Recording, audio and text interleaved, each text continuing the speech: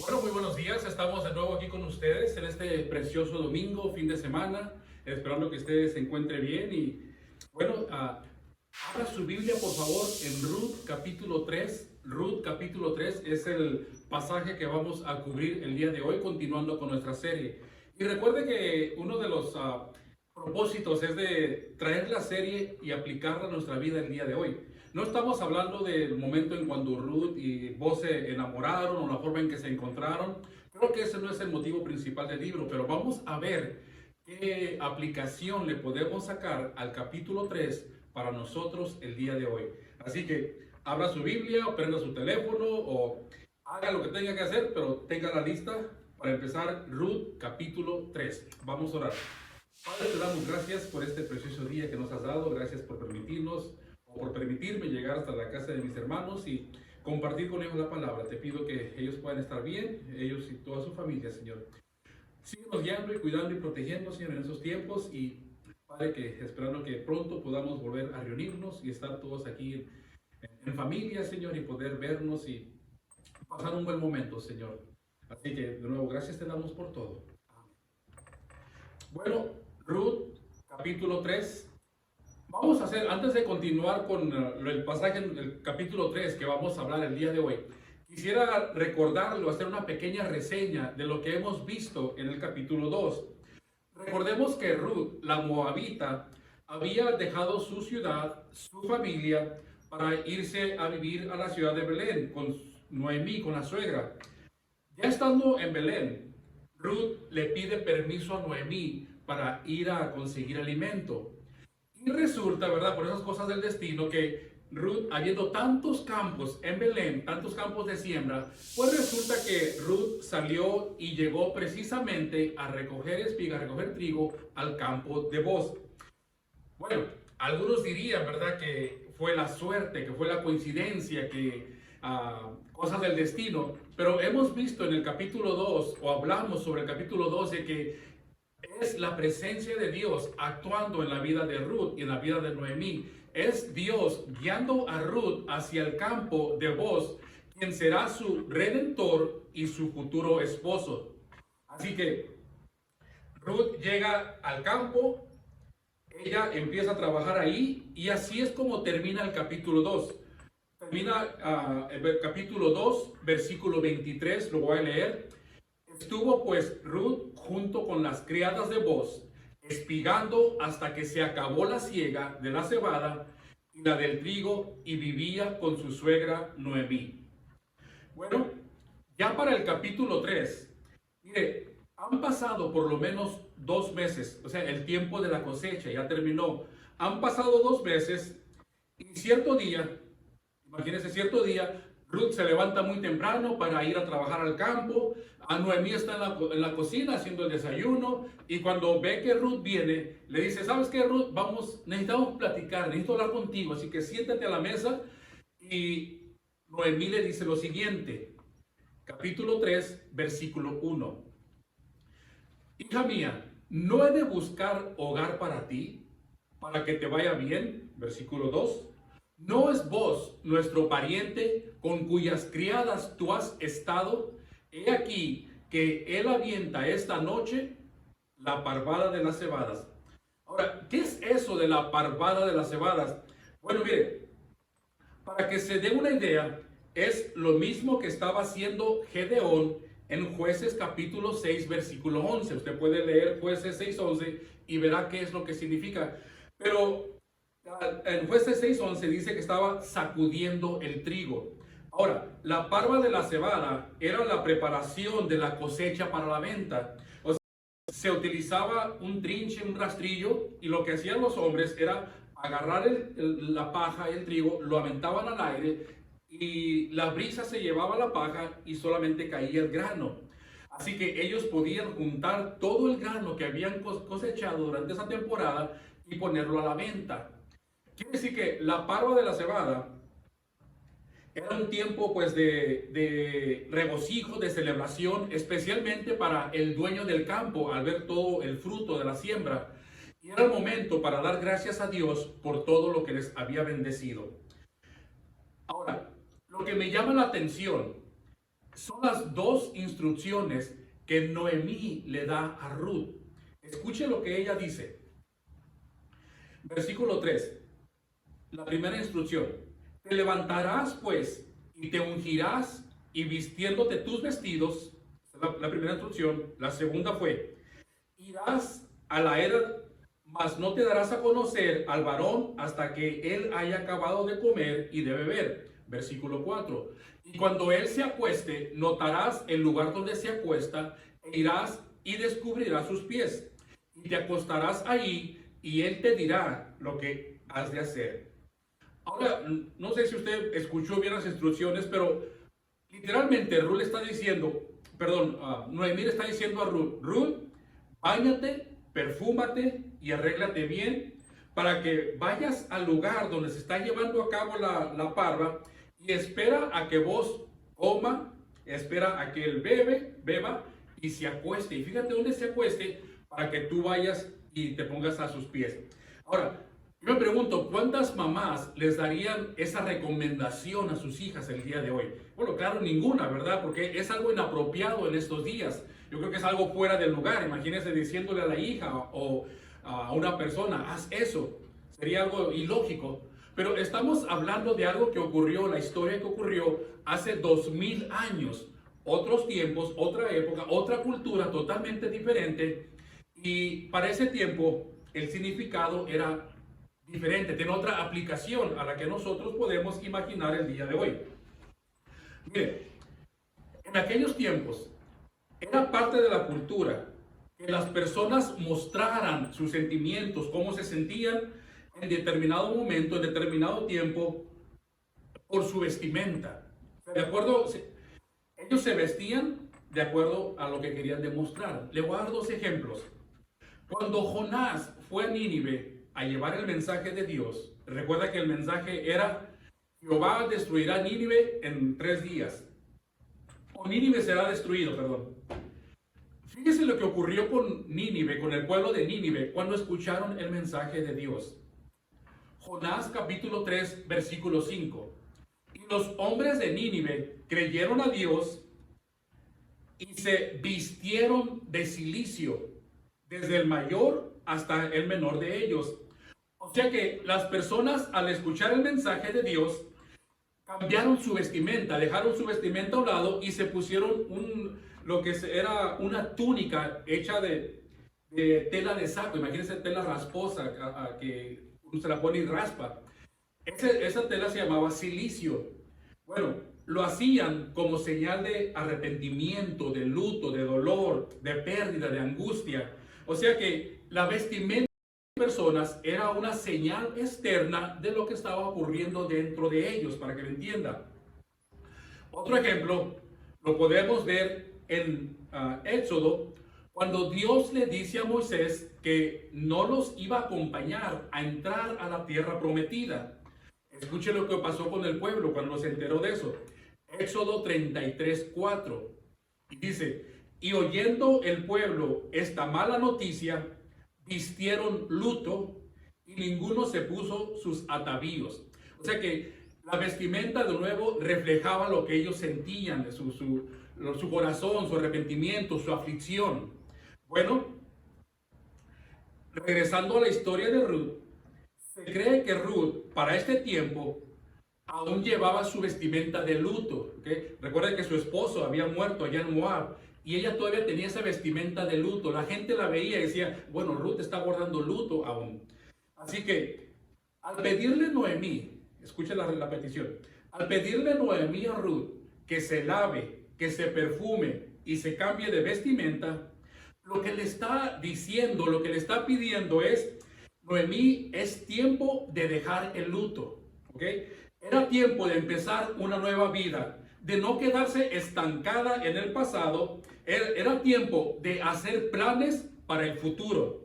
Fue por eso que recuerde, en el versículo 1, Noemí le dijo, no he de buscar hogar para ti, para que te vaya bien. O sea, ya es tiempo, ya es tiempo, Ruth, de pensar en el futuro. ¿Ok?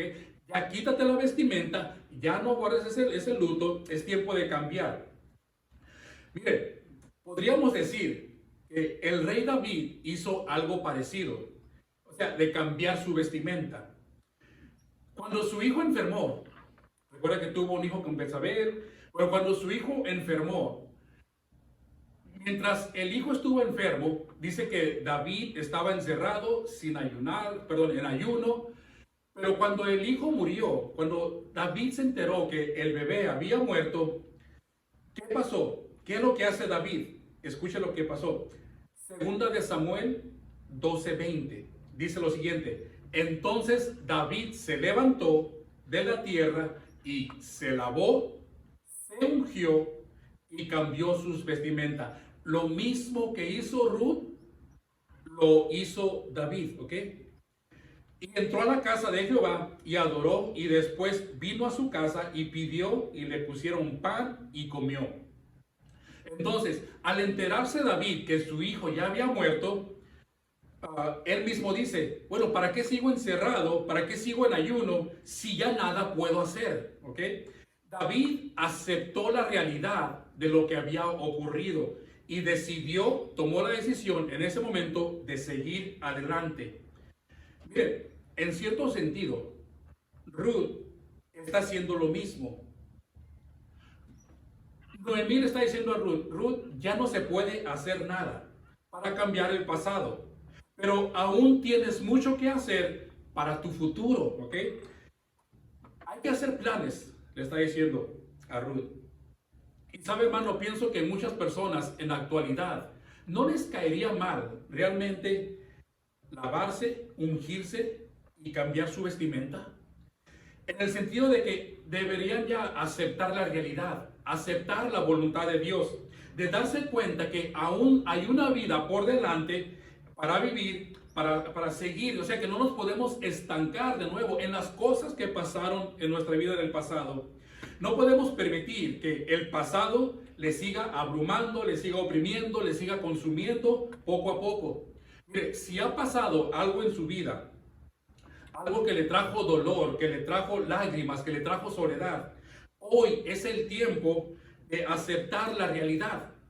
Mire, piense que tal vez Dios puso fin a algo con el propósito de empezar algo nuevo. O sea, hay que terminar una etapa, hay que terminar una serie, hay que terminar un proceso para que Dios pueda principio algo nuevo. Muchas veces nosotros nos aferramos y nos duele dejar algo, especialmente cuando nos aferramos a ello, nos duele dejar algo sin tomar en cuenta que Dios tiene algo mucho mejor todavía para nosotros. Así que eso era lo que le estaba diciendo Noemí a Ruth. Ruth, es tiempo de hacer planes para el futuro, aceptar la realidad, aceptar la voluntad de Dios. Así que desde hoy en adelante, Ruth, vas a actuar diferente, a poner una sonrisa. Vas a no permitir que el pasado te siga hundiendo.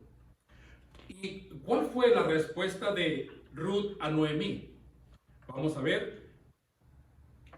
Versículo 5. Dice, y Ruth respondió, haré todo lo que tú me mandes. Al parecer, Ruth decide obedecer a Noemí y cambiar su vestimenta para un mejor futuro, para empezar a tener un mejor futuro. Y siguió al pie de la letra la segunda parte de las instrucciones. Recuerde que fueron dos. Uno, cámbiate, úngete y báñate y cambia tu vestimenta. Dos, espera que coma, que beba y se acueste. Bueno, la segunda parte, Ruth también la siguió al pie de la letra. Vamos a ver el versículo 7. Y cuando Boaz hubo comido y bebido, y su corazón estuvo contento, se retiró a dormir, y a un lado del montón, de todos los hombres que habían trabajado. Entonces ella, Ruth, vino calladamente y le descubrió los pies y se acostó. Bueno, aquí es cuando muchas personas, y he escuchado, echan a volar la imaginación y piensan que Ruth se le está ofreciendo a Boaz, que se le está poniendo en bandeja de plata, podríamos decir. Que Ruth está tratando de atrapar al dueño del campo. Mire, atrapar en griego significa engatusar, ¿ok? Para que me entienda, engatusar al dueño del campo. Pero nada de eso está fuera de contexto. ¿Por qué? En la cultura de aquellos días, Al postrarse o ponerse a los pies de una persona significaba o se interpretaba como una señal o un acto de sumisión, de obediencia. ¿Ok? Ahora, Ruth también hizo esto de ir a los pies de Boaz, tomando en cuenta de que Boaz era uno de los que los podía redimir. ¿Ok? Si las intenciones de Ruth hubieran sido otras, muy diferentes, por ejemplo, si su intención hubiera sido de pasar la noche con alguien, de tener una pareja solo para pasar el tiempo, o de buscar a alguien rico para que la sacara de trabajar, si eso hubiera sido la intención de Ruth, entonces Boaz no le hubiera dicho lo que le dijo en el siguiente versículo, pero en el versículo 10. Escuche lo que Boaz le dijo: bendita seas tú de Jehová, hija mía, has hecho mejor tu postrera bondad que la primera, no yendo en busca de los jóvenes, sean pobres o sean ricos. Así que no podemos decir pues que Ruth estaba tratando de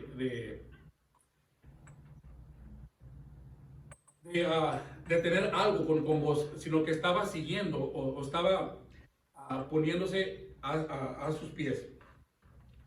Entonces pues, ya a medianoche, Boaz se da cuenta de que alguien estaba acostada a sus pies y se despierta asustado y hace la pregunta: ¿quién eres?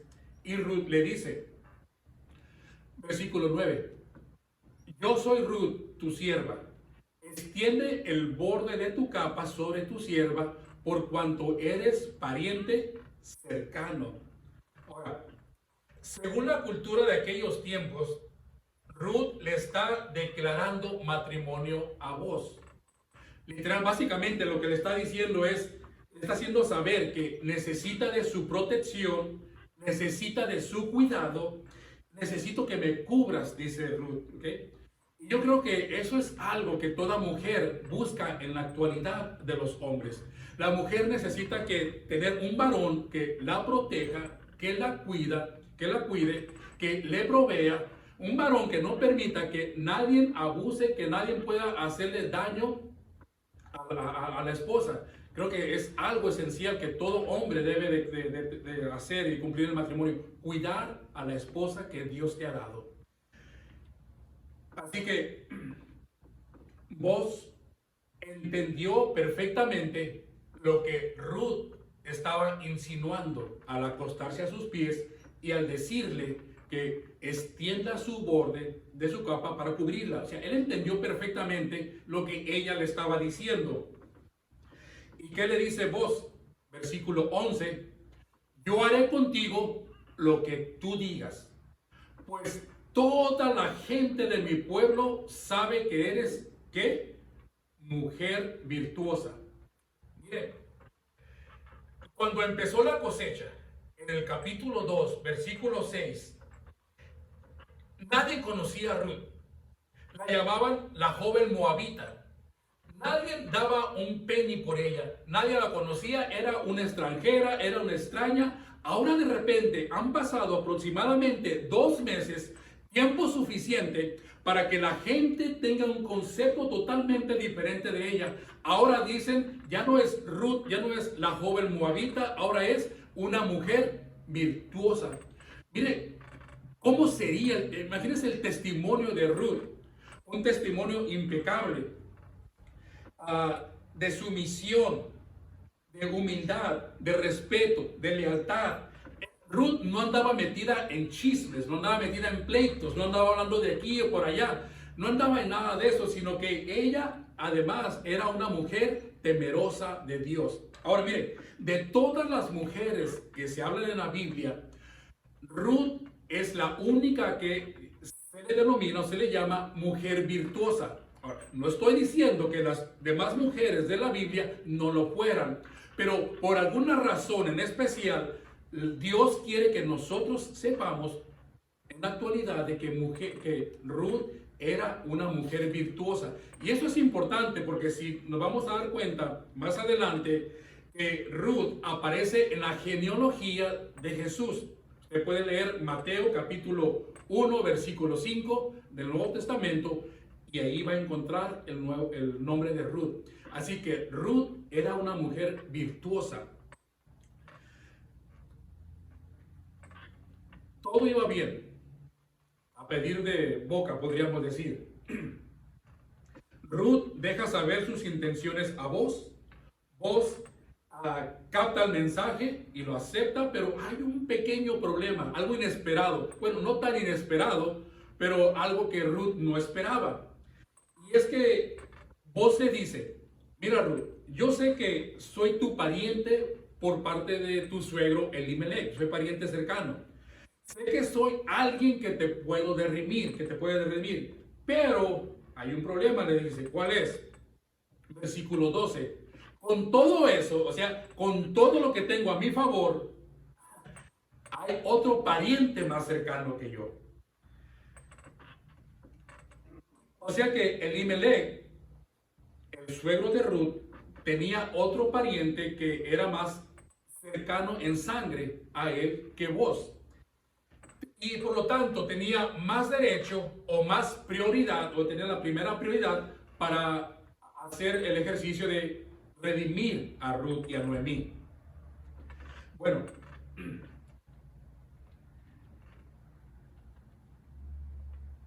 sabiendo esto, Boaz le dice, escuchen lo que le dice Boaz: pasa aquí la noche, versículo 13, pasa aquí la noche y cuando sea de día, si él te redime, bien, redímate.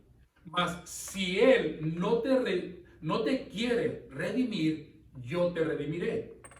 Vive Jehová, descansa pues hasta mañana. Ahora, aquí es donde nos preguntamos, ¿qué quiere decir eso de redimir? ¿Qué implicaba? ¿Qué era lo que se redimía? Bueno, mire, un redentor, la persona que podía redimir, es un pariente de sangre que puede comprar, que puede adquirir o que puede rescatar lo que has perdido o lo que estás a punto de perder. Puede ser una propiedad, puede ser tu libertad o puede ser la descendencia. En la historia de Ruth había dos cosas por redimir. Por eso Noemí había dicho en el capítulo 2, versículo 20, refiriéndose a Boaz, que él era uno de los que los podía redimir, ¿ok? O sea, no solamente era redimir a Ruth, sino también a Noemí. A Noemí, redimirla de una propiedad, un terreno. Y a Ruth, redimirla de la descendencia de su esposo muerto, porque ella, recuerda, no había tenido hijos. Para Noemí, en el capítulo 4, nos vamos a dar cuenta, cuando lleguemos a él, nos vamos a dar cuenta que Noemí tenía un terreno, una propiedad que quería vender. Ahora, lo ideal era de que ese terreno lo comprara alguien de la familia, alguien de la sangre, para que ese terreno quedara dentro de la familia y no viniera un extraño y lo quisiera adquirir.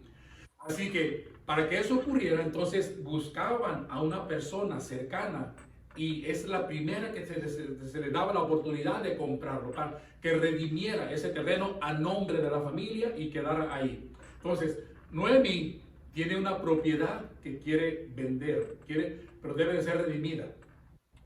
Para Ruth, ella había quedado viuda y sin hijos, y la ley establecía que ella se podía casar. Usted puede leer Deuteronomio 25. La ley establecía que Ruth se podía casar con un hermano de su esposo, pero aquí hay un problema. El hermano también había muerto allá en Moab, o sea, no hay cuñado, ya no hay nadie. Cuando no hay nadie ya, entonces, y no había descendientes, podría ser necesario que se buscara al pariente más cercano de sangre, ¿ok? Para que éste se casara con la mujer y tuvieran hijos. Y los hijos iban a ser descendientes o iban a llevar el apellido del primer esposo. ¿Okay? Eso es lo que ocurría. Pero lea Deuteronomio capítulo 25 para que tenga una mejor idea de lo que le estoy hablando. Algo importante, la persona o el pariente cercano no estaba obligado a redimir. O sea, no se le iba a forzar a hacer algo que no quería hacer. lo tenía que hacer por su cuenta, por su propia voluntad. ¿Ok? Esto es algo importante que debe saber. Ahora, antes de ver cuáles eran los requisitos para que un pariente cercano pudiera redimir, vamos a terminar la historia y luego regresamos con los requisitos. Bueno, ya Ruth dio el primer paso. Boaz aceptó la propuesta, con la condición de que si el otro pariente cercano rechazaba redimirlas, entonces él lo podía hacer. Así que Ruth pasó la noche a los pies de Boaz. Al día siguiente se levanta muy temprano y Boaz le dice: mira, antes de que te vayas, déjate doy un poco de alimento para que le lleves a tu casa a Noemí.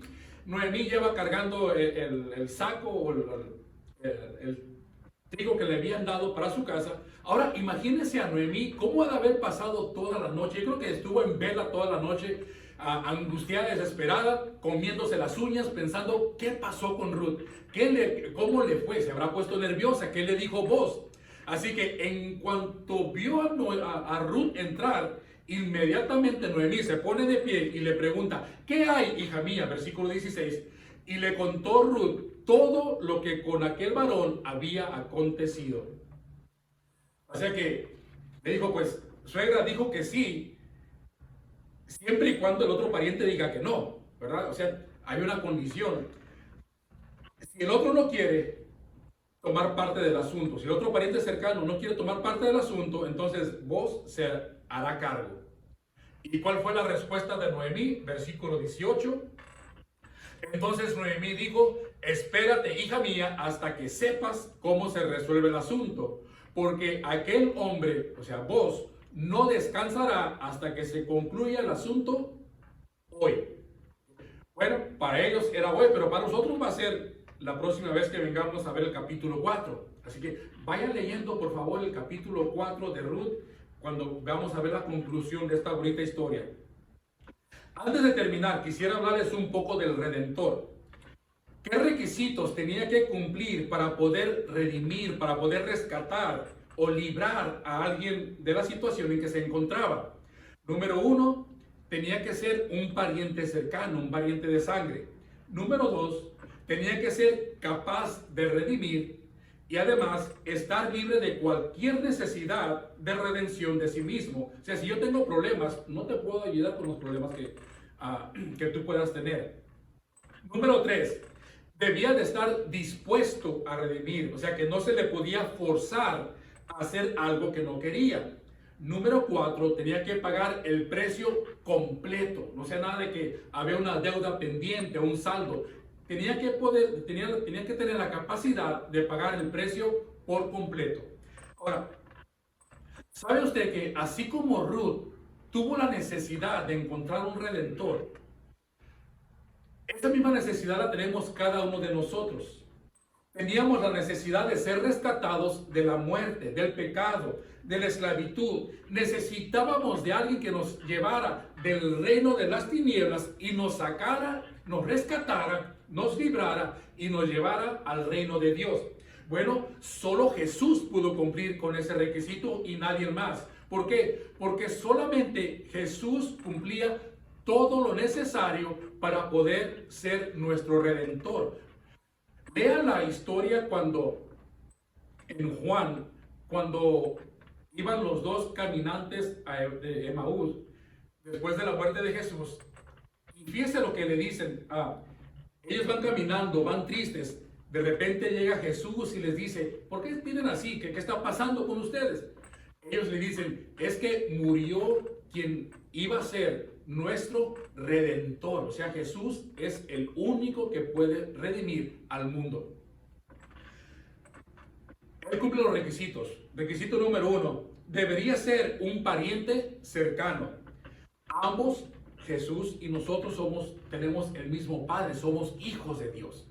Recuerde que Él dijo en Juan 20:17, después de que murió: subo a mi Padre, también su Padre, subo a mi Dios y su Dios. O sea que tenemos esa relación. Número 2, estar libre de cualquier necesidad de redención de sí mismo. O sea que para poder librarnos del pecado, Necesitábamos a alguien que no tuviera pecado. ¿Okay? Y Juan capítulo 3, primera de Juan capítulo 3, versículo 5, dice, y sabes que Él apareció, Jesús, para quitar nuestros pecados y no hay pecado en Él. O sea, perfectamente cumple el requisito número 2. Número 3, debía estar dispuesto a redimir.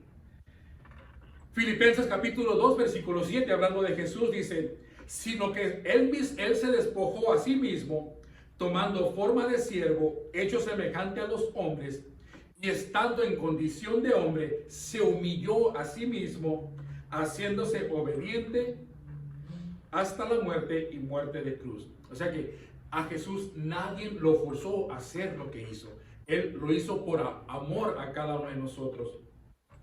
Y número 4, debería de pagar el precio por completo. Y el precio total, Jesús lo pagó en la cruz, cuando Él dijo, consumado es. La deuda está saldada, la cuenta está pagada. Me gusta lo que dice Pedro. Escuche, Pedro lo pone de esta manera. En primera de Pedro, capítulo 1, versículo 18, dice, sabiendo que fueron rescatados, redimidos, de su vana manera de vivir, la cual recibieron de sus padres, y fueron rescatados no con cosas corruptibles como oro o plata, sino como, y dice el versículo 19, sino con la sangre preciosa de Cristo, como de un cordero sin mancha y sin contaminación. Y ahora, gracias a esa redención que hemos recibido, nosotros tenemos la vida eterna y hemos pasado del reino de las tinieblas al reino de Dios. Gracias a la redención, ahora somos libres de la esclavitud, de las cadenas que nos tenían atados al pecado, a la maldad, al engaño, a la mentira. Ahora, todo eso, dice la palabra, que hemos dejado atrás.